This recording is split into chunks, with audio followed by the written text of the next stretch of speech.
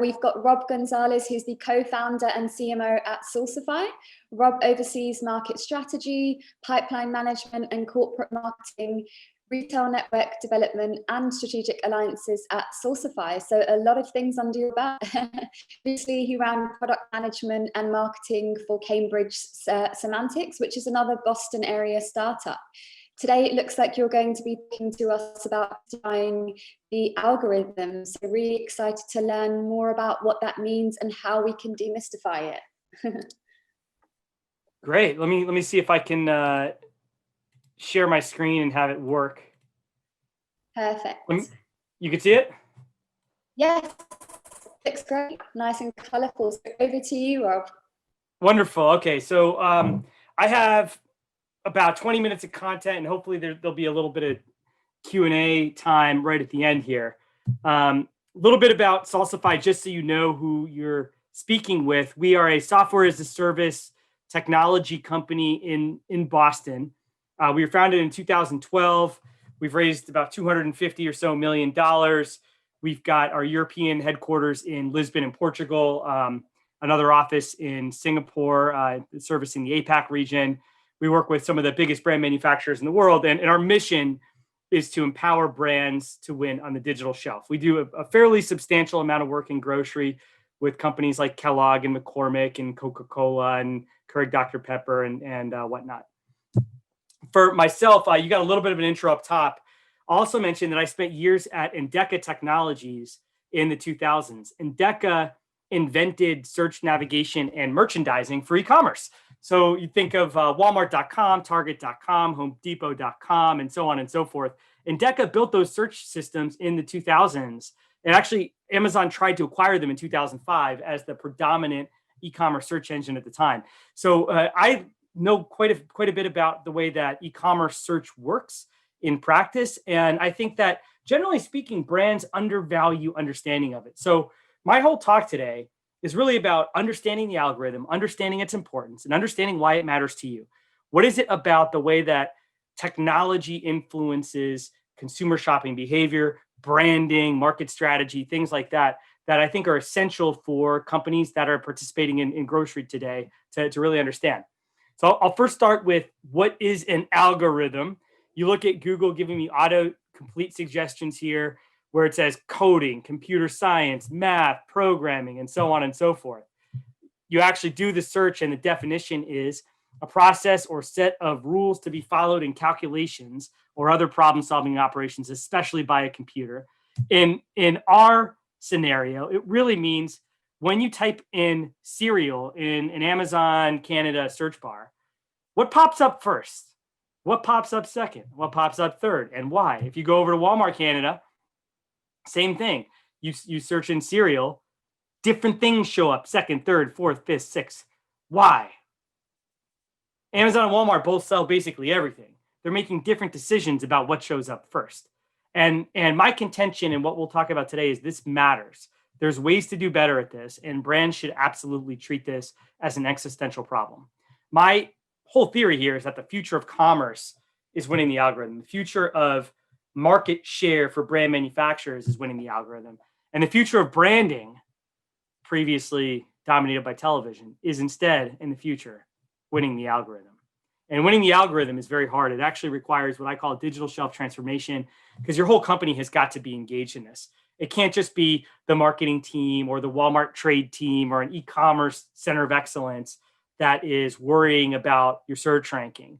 There's a lot that goes into the search ranking that requires supply chain changes or sometimes product and packaging changes to really influence whether you show up first or not for key unbranded searches. A little bit about Endeca, just so you know the background here and have a sense for the time that I spent in this space. Endeca powered search and navigation for e-commerce. And what this means is that if you do a search for batteries on Home Depot, it doesn't matter what site you go into, and you get a bunch of search results. And then on the left-hand side, you can see the more ways to filter: specialty battery size, subscription eligible, features, battery power type, and whatnot. You go to Amazon, same sort of thing. You type cereal, there's the left-hand options. Tying together the totally unpredictable, unstructured search, which might have spelling errors and all that type of stuff, with categorically appropriate navigation options was the key to what Endeca invented.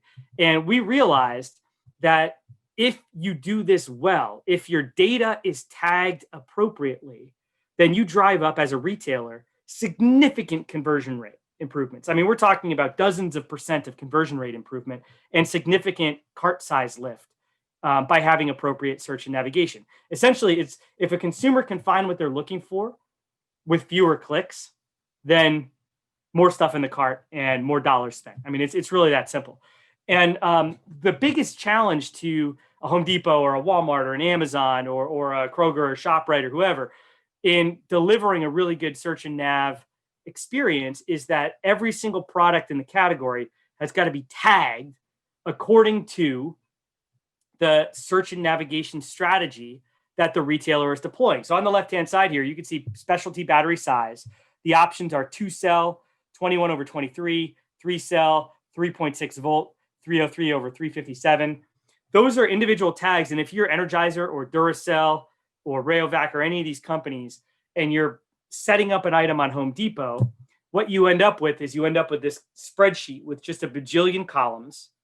And you've got to make sure that you select the appropriate values for every single one of these attributes so that when a consumer clicks on that 303, 357 option, if your battery is 301, 303, 357, and you haven't set up one of these columns correctly, your product won't even show up. It's totally invisible for the filter, right? So the challenge that we always had at Endeca and the challenge that brands have today is that they don't actually fill out all this data. In grocery in Canada, you guys have the GS1 GDSN data pool with a fair number of attributes that get sent along to grocers. Oftentimes, there's top-off processes with spreadsheets that look a lot like this, where an e-commerce team is asking for additional data. The reason that they're asking for it is so that your products are tagged correctly so that they show up in search. If they're not tagged correctly, they don't show up in search. And a lot of companies miss the opportunity to fill out all that data. If you really want to get into how all this works in detail and geek out, I interviewed Adam Ferrari on the Unpacking the Digital Shelf podcast relatively recently. Adam invented this technology. He's got 14 patents on search and navigation for e-commerce. It's a really nerdy conversation, really fun conversation. Go to digitalshelfinstitute.org to look at the podcast, and I recommend you check it out. But that's the last I'm going to say on that aspect of the algorithm. Just keep it in mind as we go forward because it's pertinent to the rest of the conversation. The reason that search ranking matters and the reason that filling out all that data matters is that top spot of the search ranking algorithm is where most of the sales happen. Look at the highlighted stats here. 35% of Amazon shoppers click on the first product featured on a search page, right? That first product means 35 points of market share. By the time you get to the 7th, 8th search result, they're still getting sales, but the market share is really dropping significantly. So it's really important to just show up early. The number one complaint I get about this when I get to this point in speaking to grocery brand manufacturers in general is, they'll say, Rob, this is online. I'm a food manufacturer, right? I'm a frozen food manufacturer. I'm a fresh food manufacturer. I'm center aisle, whatever. 99.99999% of my sales are still through supermarkets. Even today in COVID, people are doing buy online, pick up in store. They're still going into the store and so on and so forth. But why should I care about this? And, a lot of you guys probably earlier today and throughout the year have watched the grocery sales penetration in North America in general spike during COVID. But if you take aside the sales, one thing that's really interesting is that your online search ranking and online branding impacts offline store sales. Whether you're Pew Research or McKinsey or Bazaar Voice or Retail Dive or Forrester or Gartner, whatever statistic source you want to use, everyone's done research that shows that how you show up online, on Amazon, on Walmart, on the majors, on Google, impacts your in-store sales. The best story about this is Bai Brands. Bai makes these antioxidant beverages. They were purchased by Dr. Pepper Snapple Group for over $1 billion a few years ago. What Bai did was they realized that if they could show up first on Amazon, they could win market share. So what they did was they spent Amazon and actually lost money on Amazon. They overspent on Amazon advertising. They were an Amazon #1 partner, and that allowed them to gain really lucrative distribution agreements with CVS and Walgreens. They were bought by Dr. Pepper Snapple Group. DPSG then spent money on a market mix model study that included Amazon advertising. And what they found was that when Buy Brands was spending money on Amazon advertising, sales in CVS went up. They proved it in the market mix model study. So the way that you show up online, even if you're saying, Rob, all of my sales are in store, the way that you show up online, even as Buy Brands, even as a beverage manufacturer, even in 2015, 5 years ago, actually impacts your store sales. It impacts your branding. It also impacts how people think about you. So my wife's a doctor. I'm in a tech startup. We both work pretty hard. We've got young kids. Neither of us have time to go to the store. It's been true for years. And I was going down one week to see the Purdue senior executive team down in Southern Maryland. The reason I was going down there is they were doing an offsite to think about digital strategy. They invited me to speak. I got to meet Jim Purdue. It was awesome. And one of the things I noted in doing research on Purdue by going to Purdue.com is Purdue was the first major poultry manufacturer to stop using antibiotics way earlier in the process. Their chickens are free range. They're humanely treated. Anybody can go and see the chicken manufacturing facilities so that you can see for yourself that they're treating chickens well and all that type of stuff. And I thought, wow, this is pretty cool. I didn't know this about Purdue. And I told my wife, and my wife does all the shopping. And I said, hey, did you know that Purdue doesn't use antibiotics? The chickens are free range and all that sort of stuff. She had no idea. And in fact, she had been avoiding Purdue on Instacart because she thinks Purdue, big agriculture, big ag, they're whatever. I'm just going to buy a local organic product. And it's like now she knows that Purdue is actually chicken that is raised in alignment with her values. The reason she didn't know that is on Instacart, it didn't say that. It was like chicken drumsticks, 6, right? Chicken breast, 1.5 pounds, things like that. And it wasn't showing through. So what Purdue did is they went back, and to their credit, this is their Instacart product detail page now. You can see it says antibiotic-free chicken breast. They put the value right there in the product title. And then they've actually redesigned their packaging so that the packaging is digital friendly. You can actually read every single word that matters on this package in the image gallery, which wasn't true. And still actually for a lot of CPG products isn't true. So because this is now their Instacart product detail page, my wife can learn that, Purdue's a product that works for her. And this matters because like a lot of people these days, we don't have television. We don't see TV commercials. We don't read circulars. We don't, there's a whole audience of people that the only time that you've got to make your case about your brand and your values and your differentiation is on these product detail pages. TV is at its lowest per household penetration ever, right? Or in the last 50 years. So my view here is that what's compounding this is that all purchases are considered. When you're in the store, you can pick up your phone. You can look for information on any particular product that you're looking up. It takes 2 seconds, and people are doing this more and more and more. People are kind of diet crazy these days, and as you all know, probably better than I do. There's a ton of fad diets always coming in and out, and people always look things up on their phone and say, well, is this allowed? Is this allowed? Is this allowed? Every purchase is considered because it can be considered because you always have your phone on you. So this actually, when you think about it and you think about these stats that show that the online way that you show up influences offline purchases, influences your brand, influences how people actually even make a purchase decision. Everything comes down to like, well, can they actually find you online? So I'm gonna park this conversation for a second, and we're gonna come back to the algorithm. I'm gonna make a statement here about what's actually changed in the world, which is a big statement. This is a statement that this is not just sales through a different channel. This is a statement that this is a completely different relationship with a consumer than you've previously been operating under. My view is that from about 1945 to about 2008, there was a single mass market. And mass market has this characteristic where you build a product at scale and you get it into every relevant shelf. And the result of this is that mass markets can have gatekeepers. There's only limited shelf space, right?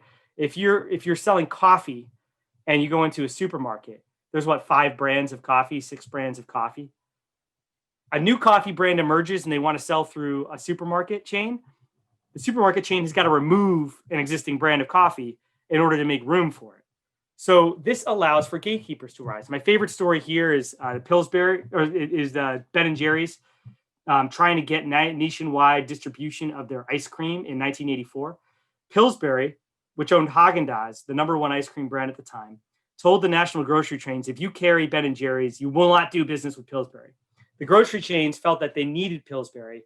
It was a product that people would go to the grocery store to purchase specifically. And if their chain didn't have Pillsbury, then they would lose customers to another chain that did have Pillsbury. So, the buyers at these grocery chains went back to Ben and Jerry's and said, look, I'd love to carry your product, but I can't afford to lose Pillsbury business. So Ben and Jerry's went down to Pillsbury headquarters. They picketed it with sign, what's the doughboy afraid of? Every pint of ice cream, they gave away a bumper sticker, what's the doughboy afraid of? And they turned into a national media campaign. Pillsbury was embarrassed, relented. Ben and Jerry's got their national distribution. Because the shelf space is limited, Ben and Jerry's had to go through extraordinary lengths to get on the physical shelf and to become competitive. Companies that were operating at scale in 1984 could therefore lock out competition. So it's pretty frequent for brand manufacturers in that era to see 30 points of margin on their products. Paul Graham started the first ever technology accelerator called Y Combinator. They invested in Airbnb and Dropbox, a bunch of other decacorns. He says for consumers, this new world, the world of the mass market, meant the same choices everywhere, but only a few of them. When I grew up, there were only 2 or 3 of most things. And since they were all aiming at the middle of the market, there wasn't much to differentiate them. What I think has changed is the mass market is gone. The mass market, you think of the old rules of retail, location, location, location. The new rule of retail is the location is your phone. The location's always with you. And what it allows for is it puts the customer in the driver's seat. It puts the shopper in the driver's seat. The shopper is no longer subject to the 5 brands of coffee that a buyer at a grocery chain thought that the consumer should be exposed to. The consumer can now get any one of a billion brands of coffee anytime they want. The competition now is for the consumer's attention. It's no longer for basically competing over physical shelf space for a captive audience that you know is going to be in the store anyway. Choice actually has a profound impact on market share. My favorite story of this is in media. In the 90s, the peak of Oprah Winfrey, the great Oprah Winfrey, one of the great business minds of the last 100 years. She got, in the United States, 44 million unique viewers per week on her daytime talk show. Americans love TV, right? 44 million a week. Now, the #1 is Ellen DeGeneres, who only gets 4 million a week. Ellen is not 1/10 as good as Oprah. The challenge is that Oprah was only competing against 2 or 3 other daytime talk show hosts in her time slot. Ellen now is competing with Netflix and every TV show that's ever been produced in the history of the world. And it's kind of amazing that she can get 4 million a week and from that perspective. So Ellen, you could say that she's just as good as Oprah. The population of the US is a lot bigger, gets far fewer viewers because the consumer has choice. They're no longer subject to just 3 choices. They're now subject to all the choices. I said before, physical shelf, 6, 7, brands of coffee. On Amazon, there's 36 brands of coffee on the first page of search results. And all of these brands are jockeying for the #1 spot all the time. In grocery, they're also, if you're a traditional brand, you're under attack by private label. CPG companies have built $0 billion brands in the last 5 years. That's 0. Target's built 6. That fat middle of the bell curve, that previous mass market area, is really being just bitten into by private labels. So you see across CPG, across food and bev, as dollars move online, market share drops for leaders. You look at, for example, Folgers, to keep our coffee analogy, in store. This is IRI data. This data is 2 years old. It's even a little worse now. In store, Folgers had about 20 points of share, right? 22 points of share. Online, they have 6 points of share. Every dollar that goes online they lose 3/4 of their total market share because there's more choice. The notable brand that's gaining market share online is Kleenex, and that's because Kleenex is the name of the category. People search for the word Kleenex. They literally type it into the search bar. So my question to everyone on the line here is, are you organized to follow and serve the shopper, or are you organized to serve the retailer? This is the key question here, because in the world of the masses of markets where the consumer's now in charge, the consumer's now the market, they've got choice. Who are you selling to? Are you selling to Walmart? Is that your customer? Or are you selling to me, Rob? Benedict Evans is one of the smartest thought leaders in retail out there. He works out of London. And what he would say is those traditional brand owners are also scrambling. Many of the big consumer brands we all know and have historically been B2B businesses, actually. P&G doesn't sell soap. It sells pallets of soap. Now all of these companies are trying to work out what a customer relationship would be. The line that I love, and I get this, I'm going to give it credit to Coca-Cola. They're the ones who taught me this line. I love the line. Is 10 years ago, they would use the word customer to refer to Walmart. Walmart's their customer. What they're trying to work through is a transition where instead of saying Walmart's their customer, Rob is their customer. And instead of selling to Walmart, they sell through Walmart. Going from a world of selling to Walmart to a world of selling through Walmart. That's the big idea here, is we're in the middle of a giant market fragmentation driven by the choice allowed to consumers for e-commerce. And when consumers have a lot of choice, the statistics show that you want to show up early in whatever their search process is. 36 brands on the first page of Amazon. The closer you can get to the top, the more market share you're going to have, the more likely you are for the consumer to choose you when they're in charge. Now, this is hard. If you want to show up to that first spot in Amazon, go to any product detail page. There is an absolute ton on that product detail page that actually impacts your search results on Amazon. A crazy amount. Every single one of these things. This is why I said it takes the whole company. Things like the price, the delivery time, whether it's in stock, impact dramatically the search ranking. Whether it's in stock actually is something that people really don't appreciate that much. If you go out of stock on Amazon for a period of time, your search ranking is depressed sometimes for months. It takes you to earn it back for competitive categories. You can never, ever, ever, ever be out of stock on Amazon. We're not talking about 90% in stock. We're not talking about 95% in stock. We're talking about you've got to be 100% in stock. Companies need to have effective 3P backstops in order to accomplish that. Being in stock is crucial.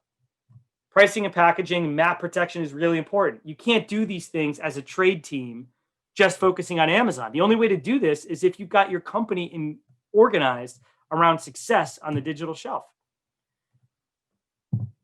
In traditional grocery, you are used to planogram resets on an annual, sometimes a quarterly basis.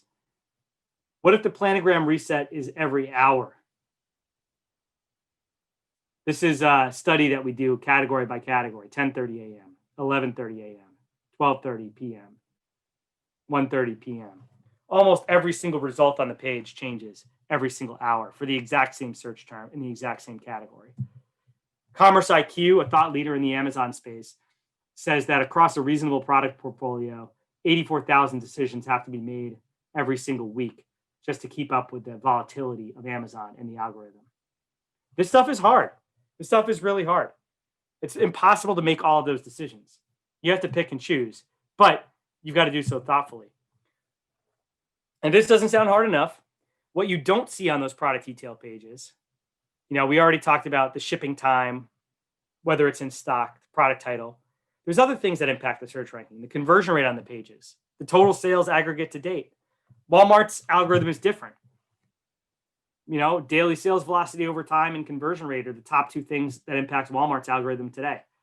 Walmart also uses merchant influence to impact the algorithm. Things like the title and the content are actually further down on their list of things that they use to rank.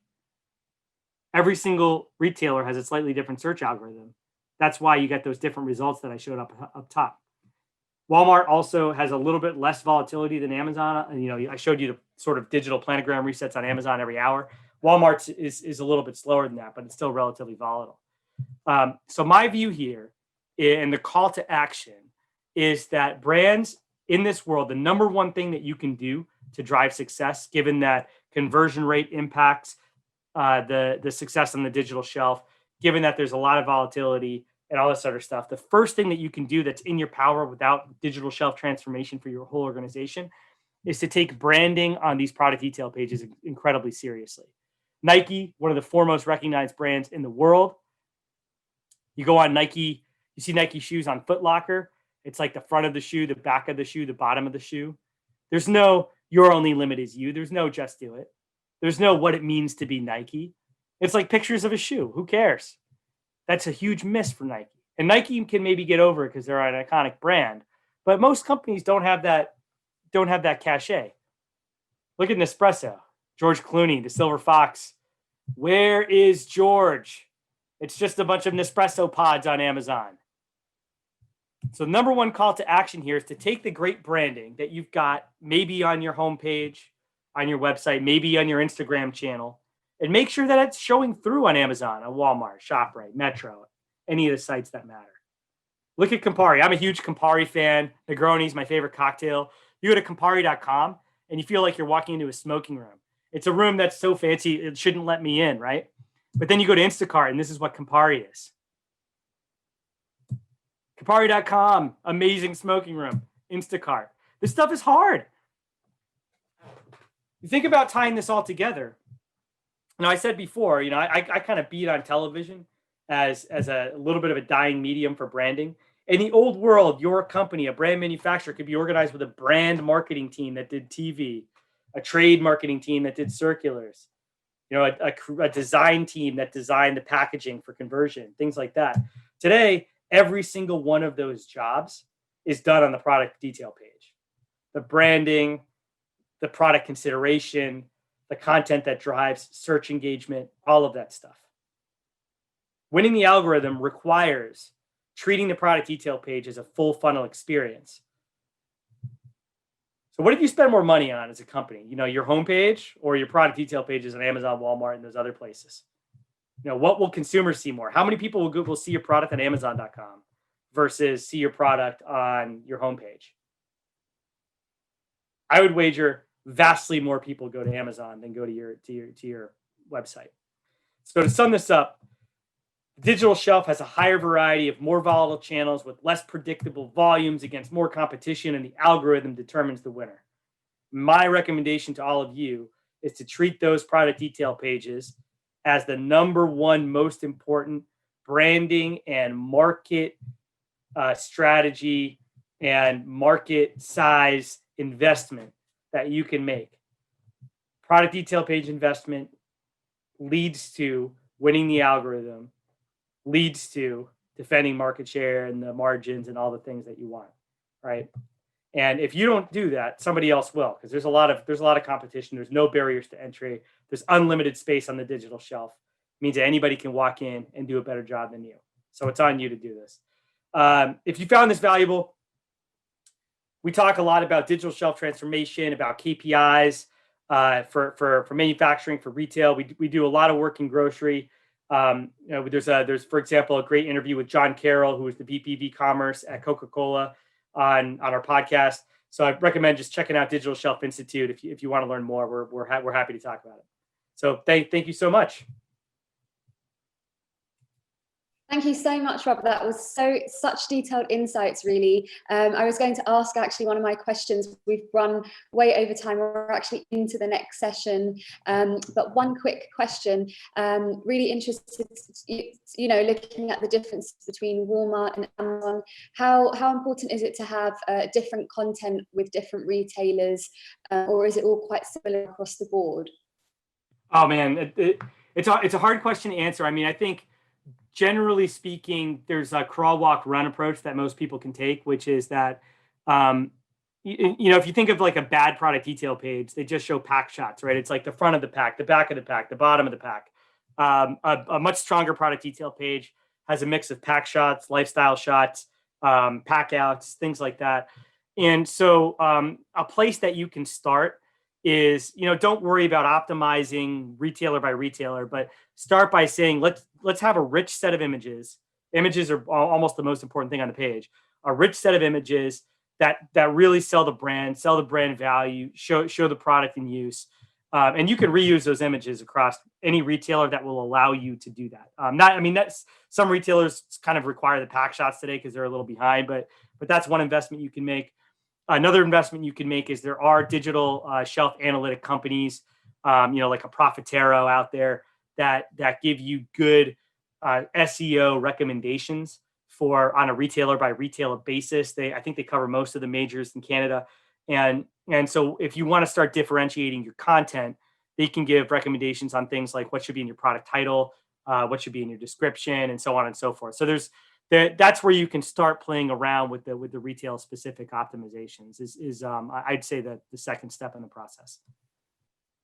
That's great advice. Thank you so much.